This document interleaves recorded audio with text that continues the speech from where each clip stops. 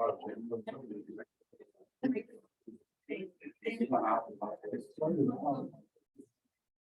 morning to everybody joining us online. We're going to get started here in just a moment. You can just give us about 1 minute to get set up. We appreciate it. We'll start here in about 10 minutes.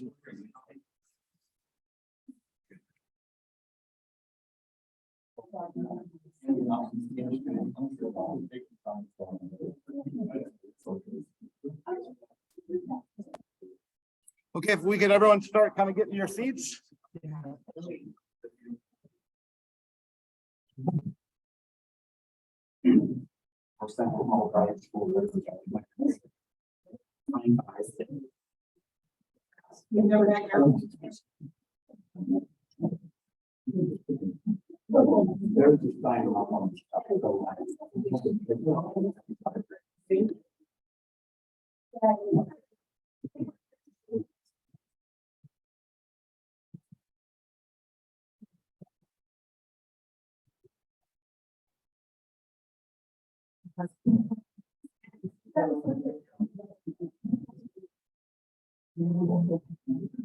All right. All right, guys, so good morning.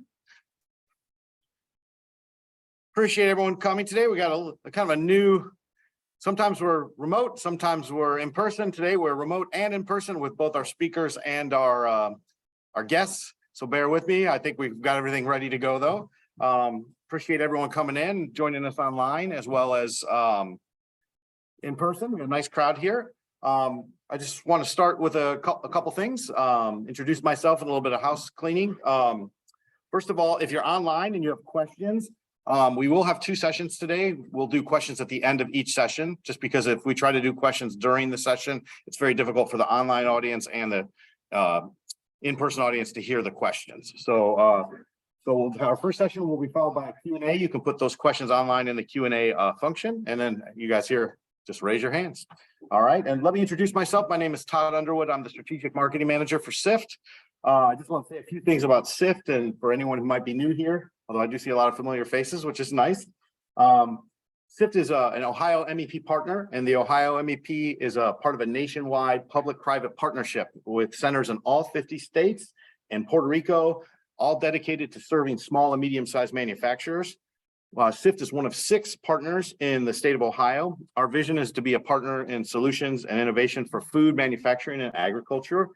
We work to achieve this vision through a unique blend of direct services, as well as a membership consortium, and made up of leading companies in the food space and a vast network of resources and other partnerships. Our goal is to increase competitiveness and growth in Northwest Ohio and throughout the state.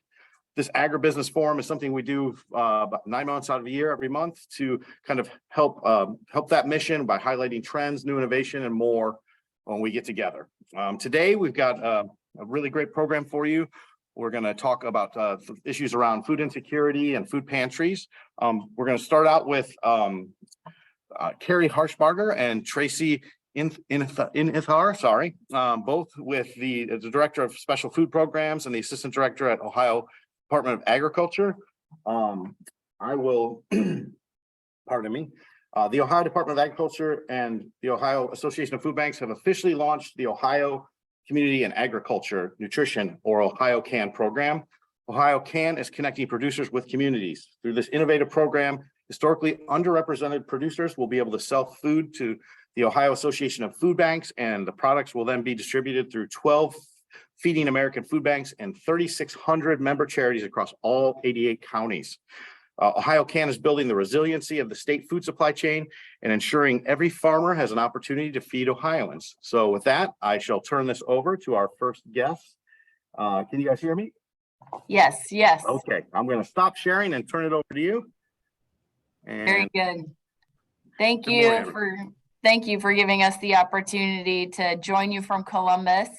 My name's Tracy Intihar, and I'm here with Carrie Harshbarger, and we're excited to talk to you about Ohio CAN, Community Agriculture and Nutrition Program.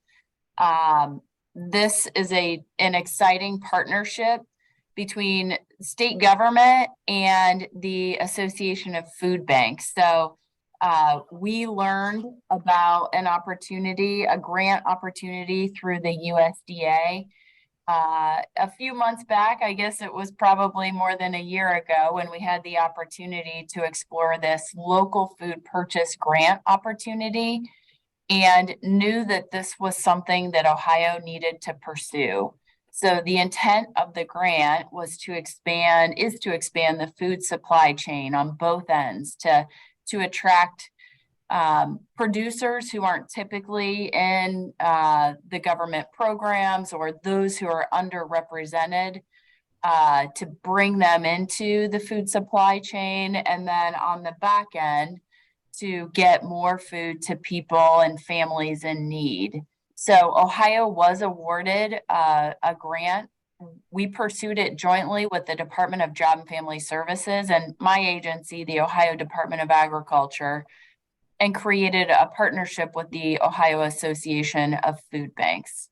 So we are moving on, trying to recruit and attract producers, and again, trying to target those who are historically underrepresented, people of color, the LGBTQ plus community, women owned, veteran owned, disabled farmers, small farmers, beginning farmers, which is defined by those who are within 10 years as new farmers, low income farmers, and really trying to do what we can to market this opportunity to sell food, to grow and make food and sell them to Ohio farmers. So I'm going to turn it over to our partner, Carrie, to talk about the work that they do on their end.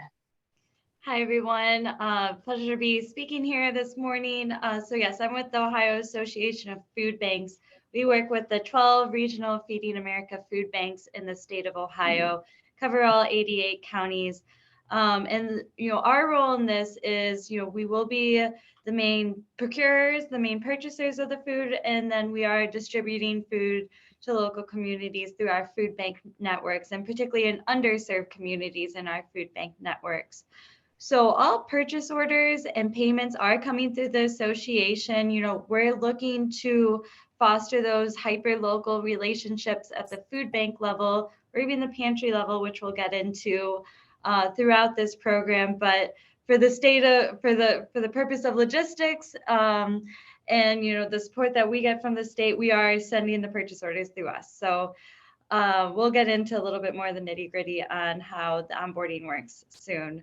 And then we'll be distributing food through our pantries, schools, refugee service agencies, directly to neighborhoods, with, again, the target being to underserved communities in our food bank network, which can be, new American communities. It can be folks in rural areas with limited access to fresh, affordable foods, folks in food deserts, or those with chronic diet-related diseases. The types of products that we're looking for, we are looking for a wide variety of products, including fresh produce, produce in multiple forms. We are able to take canned, value-added products such as fermented or pickled foods. We're also even frozen product as well to limited capacity. Protein, dairy includes eggs, meat, poultry, fish, our lean proteins, and those that we don't typically have access to. And then, as I mentioned, we are looking to reach new American communities with our foods. So we are looking for culturally appropriate foods, including our aromatics, herbs, garlics, mushrooms, foods that we typically have limited capacity to bring in, given just the cost or the special market that this would be going to. So there are 3 different ways in which people can participate in this program. We do cover all 88 counties, so that's a vast territory. And given that we're looking to reach smaller farmers, we're trying to allow this program to be as flexible for people as we can. So the first way which a farmer, producer can participate is a direct to a regional food bank. Food banks are larger warehouses. These are, more consistent larger size deliveries, so such as like a pallet size. And there are certain ways with each path that vendors can take. And we're always happy to discuss and have different onboarding materials to explain this more. The second way is a direct to local food pantry. This is for folks who are a little bit smaller. Maybe you are donating already to a food pantry, and we have the opportunity to support you with funds for the donations that you typically make. Or we're also working, our third option is working with a statewide aggregating partner or a food hub. Some of our partners include the Creation Gardens, also known as Local Food Connection or What Chefs Want. They have statewide transportation capabilities, then also Oberlin Food Hub as well. There are pros and cons of each of these paths, and as we onboard folks, we really talk through and figure out what's the best for your business and what makes sense for you. Then I'll pass it back to you, Tracy. Yeah, so to close, we certainly are trying to target those historically underserved farmers. We have goals to have 50% of our farmers in those categories. So if you're interested at all, I would encourage you to check out our website. And I think a simple Google search of Ohio Department of Agriculture can get you there. We've included the code in the link here. And our goal was to make registration easy. We definitely want to keep the paperwork simple and as possible to get you focused on what you do to make and grow food. So we would encourage you to check us out. At the Department of Agriculture, we have a dedicated staff person, Ansley Lightcap, who works very closely with Carrie. We schedule one-on-one meetings for people who are interested. There's a calendar opportunity on our website if you'd like to do that and learn more. And we're grateful for the opportunity to share this program with you and would encourage you to check it out. Carrie, did I miss anything? No, I don't. Nope. I think that was great. Yeah. So feel free to check out our website. Here's our contact information, and then Ainsley's contact information is on the website as well. So we're always happy to answer any questions. Given the flexibility in this program and the individual routes that folks can take. So I think at this time, if anyone has any questions, we're happy to answer.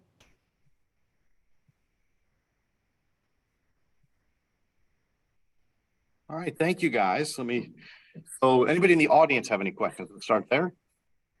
Yes. How are prices set? How are prices set was the question. Mm-hmm. Yep, I can take that question.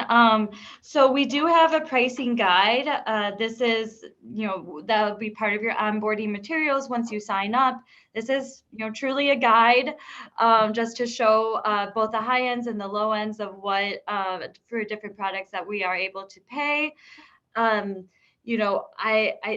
This is meant to be a profitable experience for farmers and vendors. So we really are hoping for folks to name their price because your business best.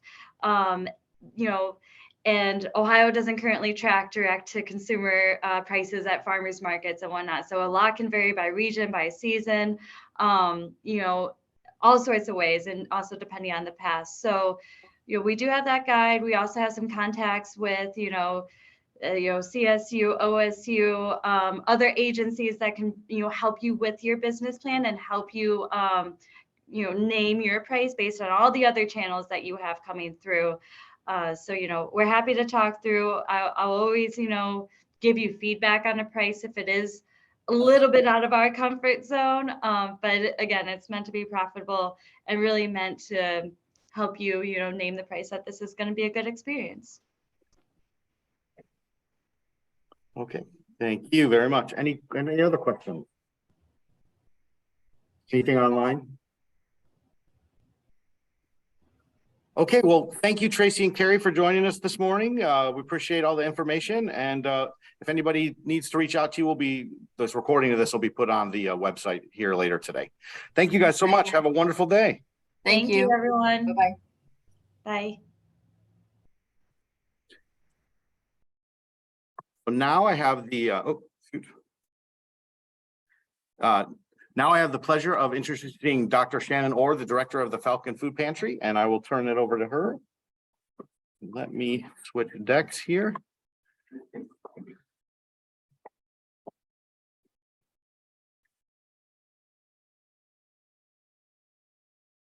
Oh, sorry. Oh, I'm sorry. Let me, yeah, let me. Okay. Thank you very much, everybody, for having us here today. I'm very proud to have this opportunity to talk a little bit about the food pantry at BGSU. At BGSU, service learning is a big deal. It happens in many forms, but about a year and a half ago, Dr. Orr, this is sort of an organic process, started meeting with folks around campus and discussing the issue of food insecurity among students. And it turned out to be a much bigger deal than we thought it was. There are many ways that a little bit of food assistance can help students progress through college and successfully complete. The food bank operates as a first learning unit because we get faculty and students involved in the actual procurement of the food and distribution of it. And then of course, we provide services to students to help support in instances of food insecurity. So the process works very nicely. Dr. Orr will speak of it. He's the difference maker here. What's happened, the initial conversations is that the food bank has become a permanent unit of the College of Health and Human Services.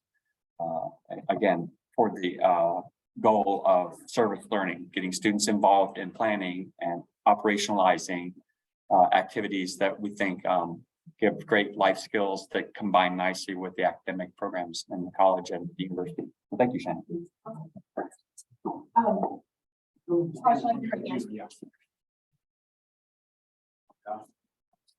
Is it okay if is this good? Can people hear me? I gotta be closer. Yeah, I'm sorry. I'm on the shorter side, so I'll peek over the. Okay, that's right, and I can just file through. Okay. So thank you so much, Todd, and everyone for having us here and inviting us to come talk about the Falcon Food Pantry. And I just want to give a huge personal thank you to Jim for supporting this initiative and taking it under the College of Health and Human Services. So it's had a huge impact on so many students on our campus. And so it's my, every chance I get to publicly thank Jim for all of his support. So when we talk about student food insecurity, a lot of people often say to me, well, but the students are just like, they just party, right? And they're off and there's no such thing as student food insecurity. And I very quickly share 1,000 different stories to say, well, actually, it is a real thing. Todd. Oh, got it. Okay. So just super quick, food insecurity is we're talking about the lack of consistent access to enough food for a healthy and active lifestyle. So one of the things that we're really concerned here about is like the healthy and active, right? Like, yes, a student could live on ramen, but that doesn't lead to a healthy and active lifestyle, right? You can't study when you're hungry. You can't focus in class when you're hungry. Living on ramen is not a sustainable life choice. And so we really want to bring out the best in our students. We want to set them up for success.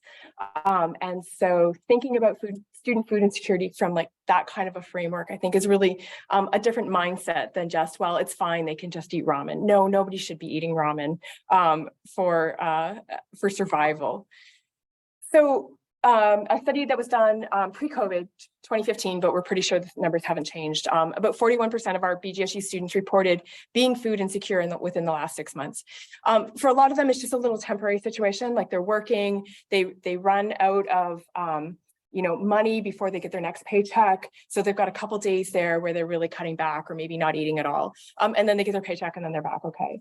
For other students, it's much more chronic and they're struggling and they're simply not eating enough food throughout the entire academic year, semester, or the time that they're in school. This number is not unique. Every university is reporting similar numbers, if not higher. So some of the universities and colleges here in Ohio are reporting student food insecurity of 60 to 80%. And so it's just a fact of life in 2023 that student food insecurity is a real challenge for a lot of students. And these are students who, they come to university, they come to college because because they want to do something great, right? They're trying to turn their life around. They're trying to get a career. They're trying to, pursue a passion. And it's tough. And so we, reframing and thinking about what can we do to make this better, right? What can we do as a university, as a campus to support our students? And to really try and bring out the best in them, not just academically, but also from this perspective of food insecurity. What does student food insecurity look like? Well, we have a lot of international students at BGSU, particularly in our graduate programs. And about 30% of the students that come through our food pantry, and just in the month of February, we gave out 900 bags of food to students in need. And about 30% of them are international students. So our international students are in a really tough place because they're not eligible for any kind of, government supports or SNAP or anything like that.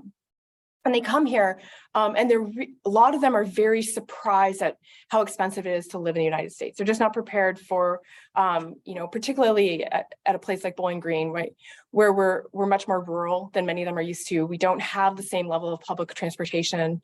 So we have lots of students who are like, 10 international students pooling together to buy one car, very used car, to try and access the grocery stores and basic services. And so our international students are pretty vulnerable. One of the things that we've also realized is that they're very vulnerable to currency changes. So, they may come here thinking that they have enough money, right? They have to show that to get their student visa, that they have enough money to support themselves. And it may be through family and friends and whatnot. But then they come here, and if their currency falls in value, suddenly what they thought was enough isn't nearly enough. And we have been experiencing that. Students have been talking pretty openly about that, that what they thought was enough money wasn't because of currency fluctuations. So we see a lot of international students who are here, and so and they're sharing the word, and they're very grateful that they have the opportunity to get food. One of our challenges is trying to meet their food needs. So basmati rice, oddly enough, is one of our most popular items because of the high percentage of international students, particularly from Southeast Asia. We did a lot of caregivers. So students who have children and are deciding to come back to school because they want to get a new job, they want to get a career, they want to become a nurse, they want to become an architect. And so it's tough, and they're trying to do what's best for their children. And so they're going to make some pretty tough sacrifices. So we go through a lot of diapers at the food pantry. And so we also have students who are caregiving for other family members. So we have a student who just started to come. The father was in a severe car accident. And so the student is now responsible as the primary caregiver for the father, also still trying to go to school, is about to graduate in May, but had to stop working in order to make all of this work. And so the food pantry is feeding him and his father. So those kinds of those stories, we don't ask stories, but people sometimes share them. And so those kinds of stories are things that we hear a lot. Family members perhaps have lost jobs, and so there's no safety net. We have students who have aged out of foster care. We call them we have something called the Fly Network, and it's independent Falcons. And so they're Falcons students who have aged out of the foster care system. They don't have any family. They have no safety net. And so we are a piece of the network now at BGSU that's trying to support them and help them to get a degree and to get a career and to be financially independent in the future. And also we have lots of students who simply their family just don't have the resources, right? They believe in them coming and getting an education or coming back to finish a degree, but they don't have a safety net. So when times get tough, the students at least can come to the food pantry and we can support them with food and hygiene products. A lot of students come because they have a short-term need. So it might be, we had one student she came in and she just burst into tears. And when she was checking in, and we mopped her up and gave her candy. And I said, you know what, it's okay. And she said, I got sick. And she said, I missed 2 weeks of work. She said, and I don't have any food and I don't have any money. She said, but she kept saying over and over again, I've done everything right. I've done everything right. But I I said, you didn't mess up. I said, this is just life. Like, it's fine. And so she said, well, I just need food until I get my next paycheck. I'm like, that's why we're here, of course. And so she came for 2 weeks, and then she came back and she said, I'm back. She just wanted us to know. It was very sweet. And she said, I'm back at work. I got my paycheck. Everything's good. She said, I'm going to donate because you guys caught me when things got really bad. And that's why we're here. And we don't judge. We have lots of candy. We have stickers. We try and make it a very welcoming environment for the students. But a laptop breaks in the middle of the semester and now you have to replace it. And, you don't necessarily, they're students, right? They're 18, 19, 20. They don't have cash reserves. I had a student who just, his car broke down in Ann Arbor, and he ended up having to, just on Monday.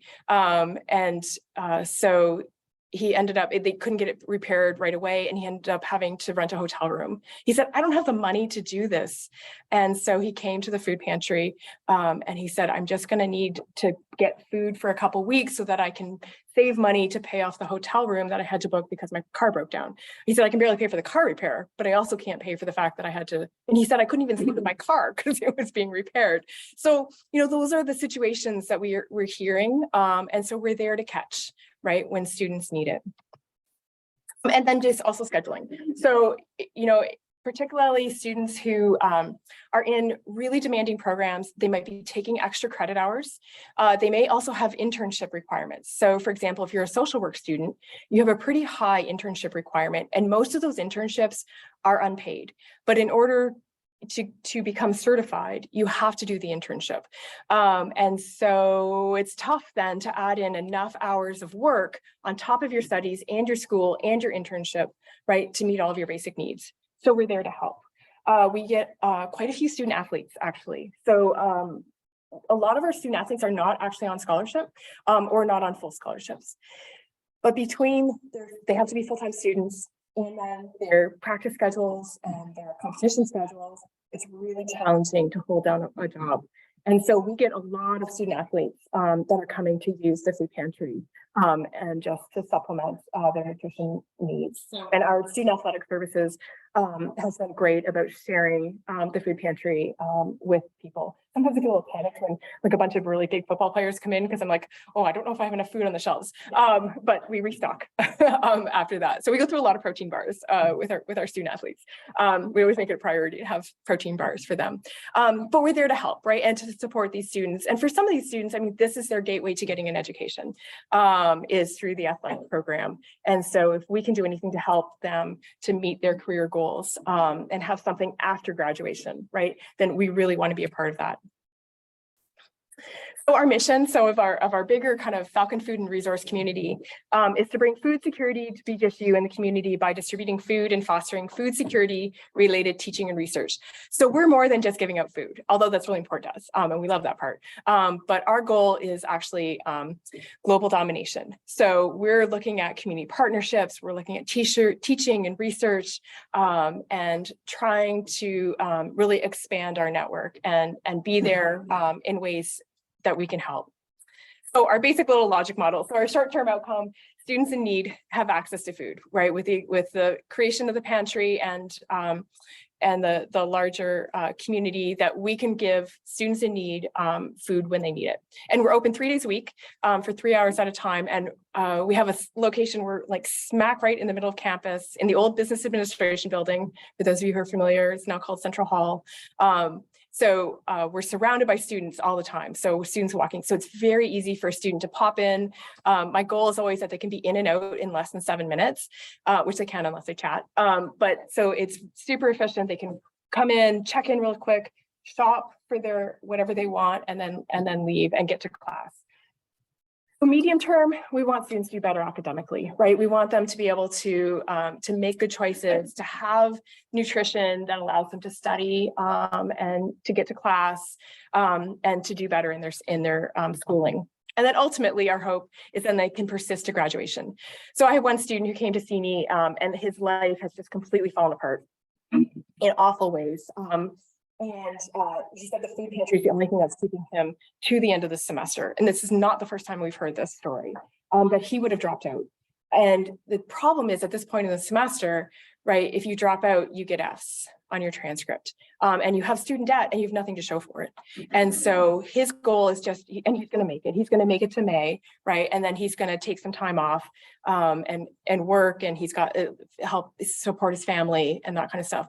But at least we saved this semester for him so that he can come back and finish his degree and get the job that he wants. So what do we do? So of course, we provide food. So we work with Seagate Food Bank. So glad to see Seagate here. We work with the Toledo Northwest Ohio Food Bank. We work with we have great relationships with Brown Bag Food Project in BG as well. So I serve on the board there as well. So we kind of move things back and forth depending on when they get kind of individual student items, we pass them over to us, and when we get big family size things, we pass them back over to them. We also have been moving things around with like the cocoon shelter and things like that. And we do also shop retail, and we have gotten lots of very generous donations from our community and from both on campus and in Northwest Ohio. Another thing we do is we provide internships. So these are our students from last semester. Actually, they're all here this semester too.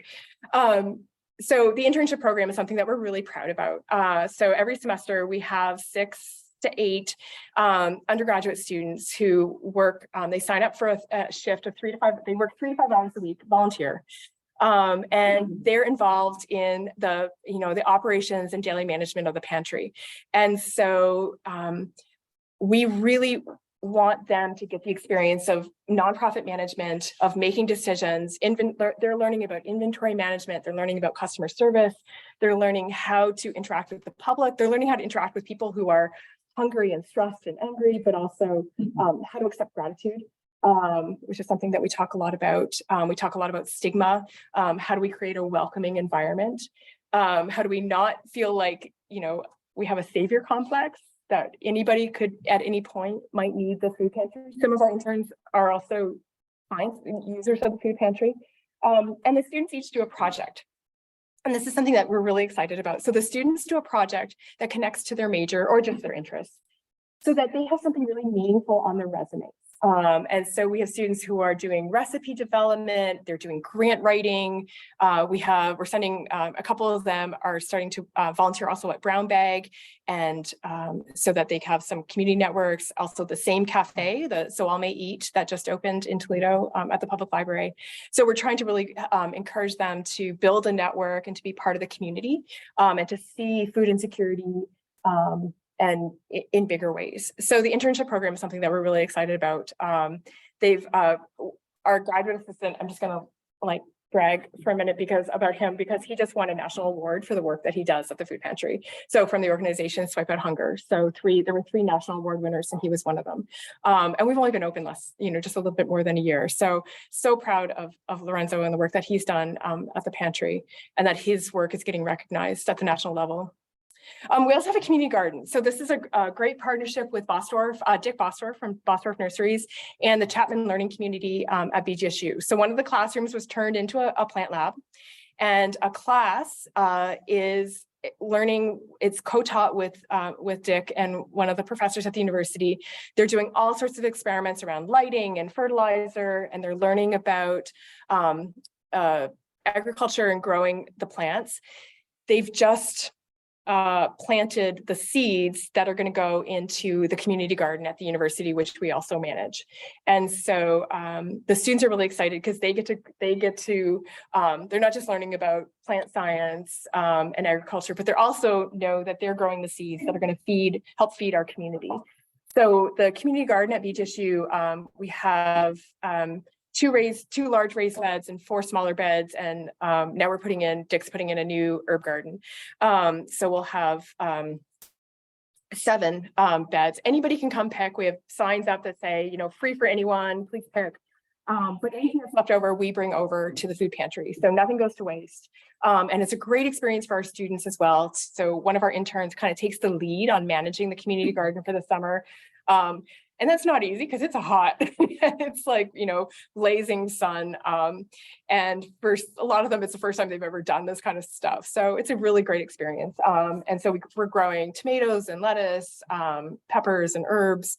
And so our first year, we took it over last year. And so it went really well. And we're looking for new ideas about how we can expand it and especially expand the space. And this year, actually, we're going to, we're tearing out all of the flower beds, and the class is going to be growing marigolds for us. So the local, Latino community, I was in a meeting with them about something else, and somebody said, you know, it would be great if we could get marigolds for Day of the Dead altars, which is at the end of October. Sometimes BGSU grows marigolds and they would let us pick them, but they don't always do that. And I said, well, we can do that at the community garden, like that's fine. And that actually kind of solves a problem, because then we just would consistently always have, and they're orange, right? So they're Falcon proud. So, so the class, so Dick got us a bunch of great marigold seeds. They're being grown. And so we're going to plant all going to be marigolds. And then the Latino community in Northwest Ohio will be invited to come and pick them for Day of the Dead altars. So we have this great community collaboration, as well as feeding people through our community garden. And then the research and teaching piece is something that we're really excited about as well. So we work with every semester, I just kind of open it up to classes across campus and say, does anybody, you know, do any faculty have any ideas about projects that they would like to do at the pantry? No, we only opened in this last spring, so we're growing this. But this semester, I think we're working with 4 different classes, and the classes are doing projects for us. There's a public relations class that's putting together kind of it's actually, they've turned it into a competition. And Jordan, who's here from our advancement office, she and I get to judge the winning pitches that the students put together about kind of ideas about growth and community outreach for the pantry. So, so we've got a bunch of different projects going around all across campus. We have an English class that's doing a project for us related to historical recipes and things like that. So, and we have the research piece. So we have a number of students who are doing research projects through the pantry, and some of our interns are doing undergraduate honors projects through the pantry. My research is related to pantry management as well. So we're trying to be much more than just simply providing food, that we're trying to be this really, the teaching, the research, as well as the service piece, and really trying to address food insecurity and community outreach, and also food waste in really significant ways. Whoops. There we go. So our year 1 highlight, so we served 900 students in February. So that's a lot of food that's coming off our shelves, and we're in a pretty small space, but we're really excited because we just, we're working through the final approvals to more than double our space. So we'll be able to store more and then be able to just be much more efficient with the double the space. It will also give us a chance to maybe start doing some more things around presentations and outreach. We'd really like to do more SNAP education. We've done a couple session kind of outreach things with SNAP at the student union, but we'd like to do a lot more to help support students who might be eligible for SNAP benefits, but they don't know. We've had 21 student interns so far. One of my goals with the internship program is that we're also training the next generation of students who will be leaders in nonprofit management, who will be working in the hunger space, working in the food industry. So we have one student, actually, one of our interns got hired at the United Way as a food navigator, which we're really excited about based on his experiences. Another student has just told me she's a finalist for a food insecurity position in Cleveland for the summer. Another student got hired as, she's a dietitian technician. And so she just got hired, she started, and she's already negotiating with her supervisor about whether or not she can do some hours at the food pantry. She's at a hospital at the food pantry as part of her job, because she's like, I can make it better. And so, which I love the confidence of our students, but she's like, she went down to visit and she was like, oh no, she's like, I can like whip their inventory into shape. And, you know, and so, so what we really want, you know, these student interns to be getting these really meaningful professional experiences, but also, you know, having this impact on campus. And community partnerships. So these are so critically important to the work that we're doing. And so, we're working closely with Brown Bag on lots of initiatives coming up this year. One of the things that we're going to be doing this summer, when the students move out, we have a program at the university called WIMO, when you move out, don't throw it out. So to get the students when they move out of particularly the dorms, that they don't just throw away stuff that they don't want. So they can drop it into these giant cardboard bins. And then they go to something called the Restore, which is basically a giant thrift store. And people can come and shop in the fall for whatever it is that they, things that they might need. And it is a ton of food. It is mountains and mountains of food. And the students often they're trying to pack everything into their cars to get home and they don't have room for it. So, but it's a mountain of things. So this summer we've actually offered, the pantry is going to help to manage the sorting and organizing of the inventory. But I just am in the final negotiations with the Toledo Zoo that the Zoo Team program, which is a teen volunteer program, is always looking for community projects that the students can do. So it looks like we're going to have 5 Toledo Zoo teens coming every week, working at the sorting the inventory and helping to move the food over to the pantry. And we're really excited because they also have a program called the ADAPT program for students with teens with disabilities who get paired up with a peer mentor. And this is a project that's ADAPT friendly. So we'll be able to every week have 5 Toledo Zoo teens coming, being on campus, getting that kind of, quirky campus experience, but also helping us to sort and organize all this inventory and get it over to the pantry and onto the shelves. And particularly because a lot of it is maybe close to expiry dates. So we're excited about, we can actually move it instead of having to deal with the whole challenge of the expiry dates, which, food's still good, but how do we convey that to the students, which is a whole other challenge. So the community partnership piece is something that we're really excited about. When the Toledo Lucas County did their homeless count, their point in time homeless count a couple of weeks ago, we were able to provide 1,000 menstrual pads to that initiative. So they went into bags that were distributed out to people as they were going out and doing their counts. The Bobcat Junior Basics, which is the food pantry at the middle school here in Bowling Green, we've been supporting them with donations as well. So when they've been running low on items, we're able to often give them, help them to support their shelves and keep them filled. The Perrysburg Heights Community Center has a food pantry that was open during COVID. So they came out to visit our pantry because they wanted to see the operations. And so now they've invited us to go and help them redesign their pantry space and rethink their operations. So we're a shopping model pantry, so students can come in and shop and pick out the items that they want. And so they would like some help with operations and logistics. So we've offered to help them kind of rethink those things. So things like spacing and inventory and signage and that kind of stuff. So we're excited about doing some of that work. We're also really excited about a new partnership that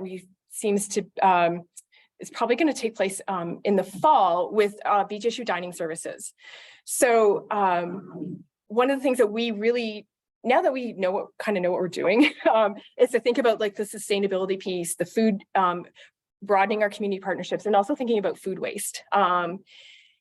So one of the students who is an environment and sustainability major came to me, one of the interns, and she said, I would really like to do something around food waste because she's also an intern at the dining services. And I said, that's great. She said, we throw away a lot of food at the dining services. Is there some way that we could, recapture that? So we sat down and we brainstormed, and she went and talked to the head of dining services about, would it be possible for us to, like, twice a week, take food, have this dining services put leftover food in a fridge, and then she would, put it into bowls and then bring it over to the pantry. We just received a very generous donation from LG of a freezer. So once we get our new space, we'll have a freezer, and then we could freeze the meals so that the students would be able to get a complete frozen meal. So dining services is very excited about it because they are really concerned about food waste as well. So I was excited about it because now we can give, like a frozen meal to students who need it. And then in the weirdest message from the universe, the very next day, I got a call from Brown Bag Food Project. And I said to the student, I said, the only cost would be the bowls, right? Like we need the Tupperware. And so, but we could perhaps write a grant and see if we can get funding to pay for the bowls. And I kid you not, the very next day, Brown Bag Food Project called me and said, would you like 2,000 Tupperware bowls? Because Kaufland just donated 20 pallets of Rubbermaid bowls to us. Would you like 2,000? I said, okay, yes. So we decided that it was our destiny and we have no choice now but to move forward with this food waste program. So the student is actually doing this as her honors project. So she's putting together a business plan. We got 2,000 bowls delivered yesterday, which we have no idea where they're going to go. They're like, we have a fort of Tupperware, but we'll figure it out. So it's this amazing opportunity of like kind of synergy between the teaching and the research piece and the food waste, and also being able to feed the students in need. So which is exactly the kind of stuff that we would like to continue to do and to build out. So, and adding in the community partnership piece with Brown Bag, who is now buried in, they're absolutely buried in Tupperware. So, we're really excited about these ideas of growth and what we can do next. And one of the things that we'd really like to do is to continue to expand our networks, to work more with the community, to figure out the partnerships that we can develop, how we can help others as well. So before we opened the pantry, I did a national survey of campus food pantries to figure out operations, right? Like what were people doing? What were best practices? What advice did others have? And so we were able to build our pantry. We didn't really build from nothing. So we built it on all of the learning experiences of 250 campus food pantries across the United States. And so now we really like to figure out how we can continue to give back. So I've shared all that information and published. There's information that they all shared with me. So we're trying to be a part of that network. We're really active with Swipe Out Hunger, which is a national organization in the United States focused specifically on university and college student hunger. So we're really excited about that partnership and what that means for us to be able to partner and work across the United States on a lot of these issues. So we're located in Central Hall 109. We also have partnership. We provide food to our Firelands campus. So twice a semester, we send a delivery of food.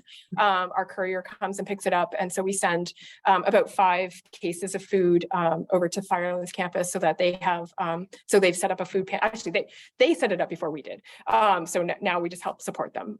So we send them food. And we also provide emergency crisis bags at the Jerome Library on campus.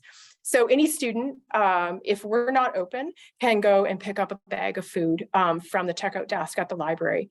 And so we've kind of standard bags. It's 3 meals plus a snack for 5 days. And then we also have vegetarian bags that are there as well. And so those are just free and available for any student who might need one. And so sometimes I get an email from a student, we're closed on holidays, who's asking because they're in an emergency situation. So it's nice that we're able to send them to the library. We also created with the library as a partnership, a library of things.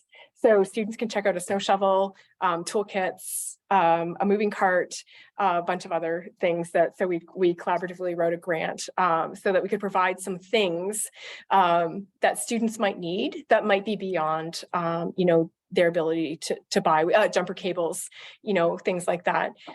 So things that can maybe help to make a student, a life better without having to spend the money. So I know when we had the last big snowstorm coming, those snow shovels, the students proactively checked them out, which was good, so that they were able to dig out. So, our motto is feeding student success. So, we're excited about all the things that we've been able to do and really looking forward to all the opportunities that we have coming up in the future. So, thank you so much, everybody, for this opportunity. And we're more than Jim and Jordan and I are more than happy to answer questions. Come up just because we can't access the online questions. Oh, yes, okay. You're fine. Okay. I just wanna, usually we can do it, we're having a little technical difficulties. So. I mean, the meal program changed or adapted over the years, try to accommodate some students with, I don't know, smaller programs or cost-effective programs for the dining. I'm going to repeat that so the online audience can hear. So you asked, how has the program adapted over the years? How's the meal plan adapted over the years to a different audience, a different size audience, or, okay. So that is a fabulous question. So when I was a student many years ago, our meal plan was, and I'm from Canada, so, but it was, we just had 3 meals a day and you just checked in and you could eat all you wanted. And that was the only option. Now, sometimes when you solve a problem, create a problem. So now there are tiers of meal plans. And so bronze, silver, and gold. And the idea is to try and address students who maybe don't eat as much, right, to do some cost savings. So, if you're not going to be on campus as much, you're not going to eat at the dining halls, you would get a bronze plan instead of the top tier gold plan. So the bronze plan provides, it's 6.5 swipes a week. It was what it works out to. So you can use them all right away or spread them out, but it works out to 6.5 swipes a week. And then $7 a day in quote unquote Falcon dollars cash that you can use at any of the other dining places on campus. So you could use it at Starbucks, you could use it at the student union, the hamburger, you can get a hamburger, and you just swipe with your card. One of the things, our first semester that we were open, I had a student come to see me and he said, I have a friend who's run out of swipes. And I didn't understand how you could do that, right? I was like, how can you run out of swipes? And he said, explained it all to me. And he said, he's lost 20 pounds because he's dependent. People are trying to get him at least a meal a day by swiping him in. And he doesn't have a family that would be understanding of the situation that he had made a mistake.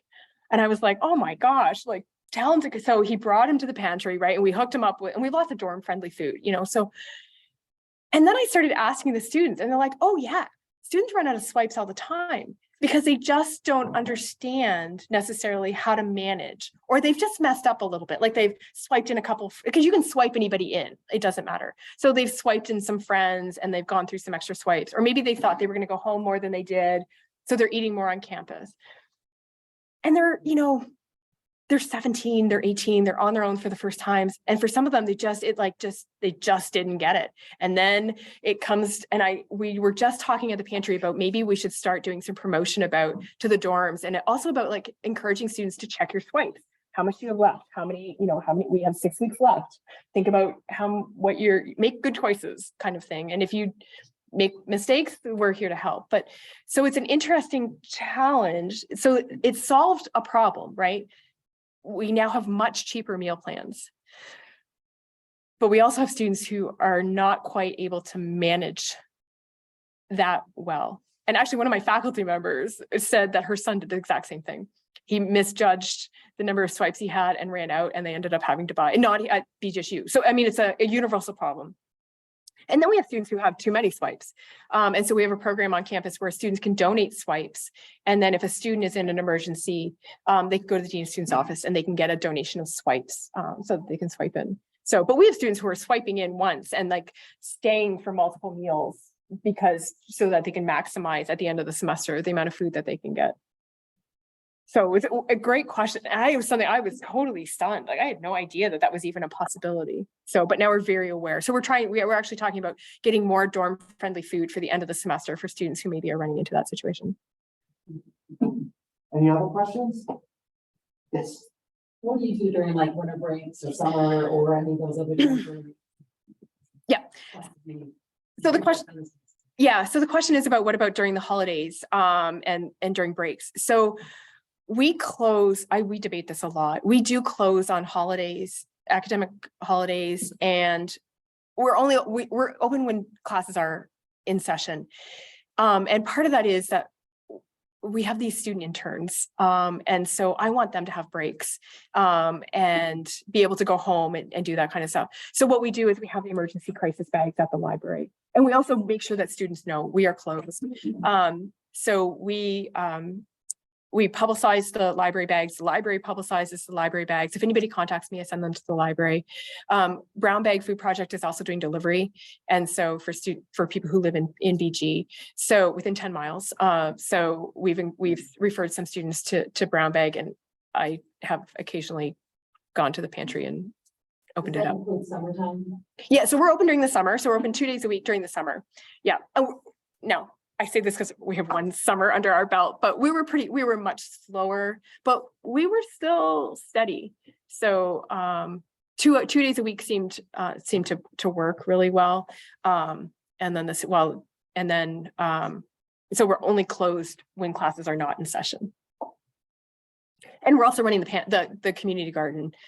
So we're moving the garden food over into the pantry, and our interns are working over at the garden and stuff. Do you accept direct donation of food, and what's the process? Always. So, and that's, I mean, we're very grateful for our partnership with Seagate and the food banks, but donations are so key. So we accept donations. I mean, people bring donations whenever we're open. So we actually had like a pallet of donations showed up yesterday that we were not expecting during our open hours. And so sometimes people just bring us like, a couple cans of soup. And that's great too. So, or anything that's larger than that, anyone can just, email us and we'll make that all work. Yeah.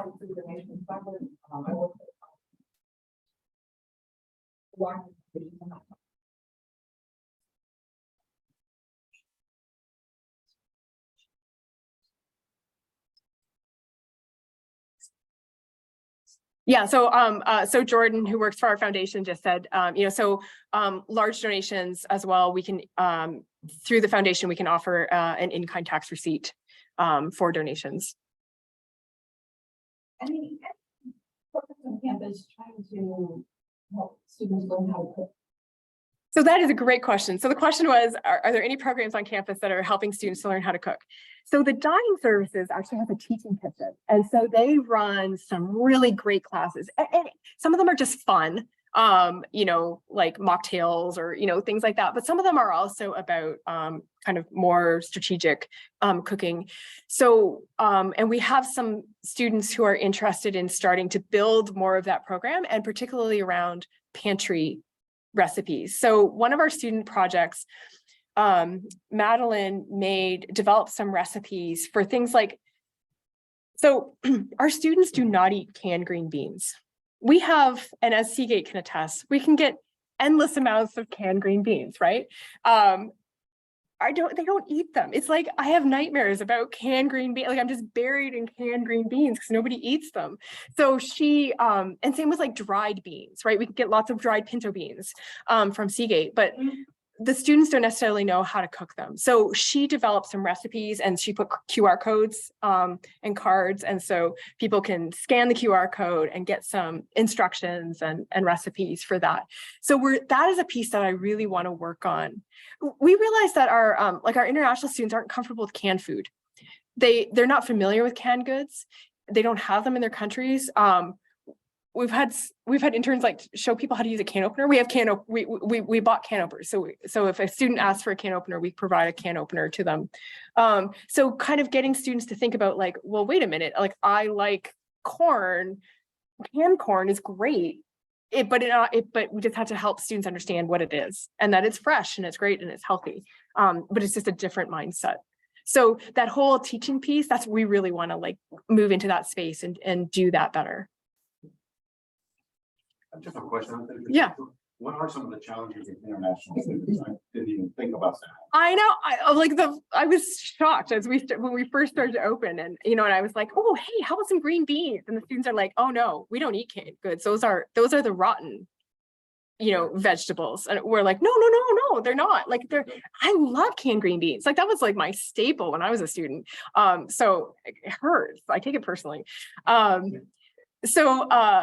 Real spices, flavors from home, oil is, we got oil from Seagate. You all had vegetable oil. Oh my gosh, the students like, one of the students said, oh my gosh, it's happy day, because we had the large bottles of vegetable oil, so they were able to make their foods from home.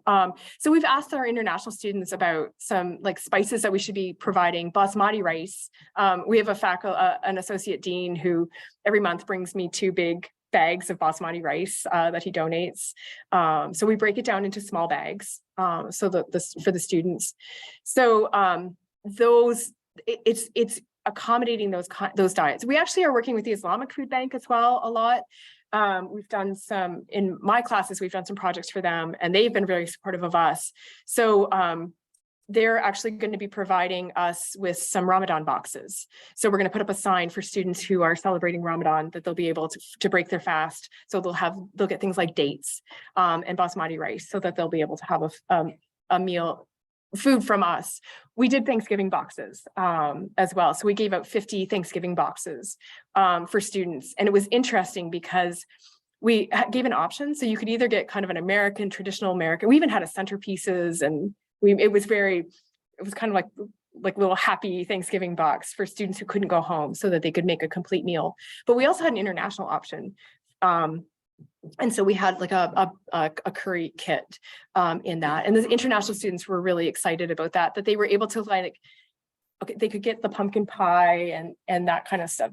And we made them take green beans. But they could get the basics of the Thanksgiving meal, but they still had a curry main dish, and many of them are vegetarians. So that was nice. So those challenges were really, I had no idea. It's been really eye-opening. So and there's 2 different versions of that. So you have the American students who have no idea what to do with the stuff out of the garden. Right. Right. It come out of a container box. Mhm. But then again, the international students, they think what we do here and all of this is totally bizarre. There's nothing at all like that in their country. In their country, families take care of themselves. Yes. So this whole idea of someone else giving you food is very, very bizarre to them, and sometimes hard to accept. Yeah. We actually had, Can you kind of summarize that? Yeah. That's really. yeah. So Mindy from Seagate Food Bank just said that one of the challenges for international students too is the idea of that you would accept food from people other than your family, that families take care of each other. Am I summarizing? And so here's something that's very different. It's not your family. That's so, but we had a student leave one day. She just came in to see the pantry, and then she was walking out and she said, I love that BGSU cares so much about us. And so we've tried to convey that to the international students. There's no shame in coming here. We just care about you, and we want to bring out the best in you. And this is just a piece of what we can do, providing tutoring and, and we'll try and feed you. That's an extension of their family network. Yes. And so we had so it's as Mindy just said, it's like an extension of their family network. I love that. I'm going to use that. But one of the international students actually brought us some recipes last week, and she made a little meal kit with a dal, it was lentils and stuff and some spices.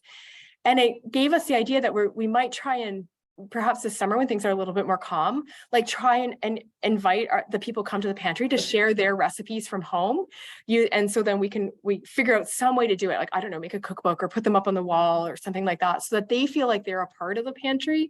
And also maybe we can encourage students to take the dried beans, because now they see a recipe, and we can and put them on social media, and we can recognize who gave it to that, whose recipe it was, and make them feel like they're really a part of the community. It's not just transactional. They're not just coming here and we give them food, but now they're a part of our community at the pantry. And one more, I think. What do you do with the fruits and vegetables? Fresh fruits and vegetables? Oh, expired. So we have a fridge. Fresh, or did you mean the can? So we have a fridge. So we're able to keep our fridge stocked. That is a piece that we are not good at yet, because we do get bad produce, right? And for now, we've been throwing it in the garbage. Because your dining hall, actually, they compost it. Yeah, and we just haven't been able to take to do better. So that's something that, I didn't know if the intern that was working in with you guys right now. the dining hall. that's a great idea. Your dining hall. Yeah, that's a great idea. And we'll do that. I hadn't thought of that. Cause it just kind of seemed like a little overwhelming about what we would do with it, but I hadn't thought that there's already composting on campus. So yeah, so we could just move that. So we'll just keep moving things back and forth between those. That's a great idea. Yeah, thank you. I think we're time to wrap it up. Okay. Thank you so much. Yeah, awesome. Thank you, everybody. I just want to say thank you to everybody for coming today. This is great to see everybody. We will be announcing our next month's topic probably on Monday. We're still working on our speaker, but we'll be having our ag breakfast or ag business forum next month. Thank you all for joining online and in person. And if you have any questions, please reach out to me here at SIFT. Thank you. Yeah.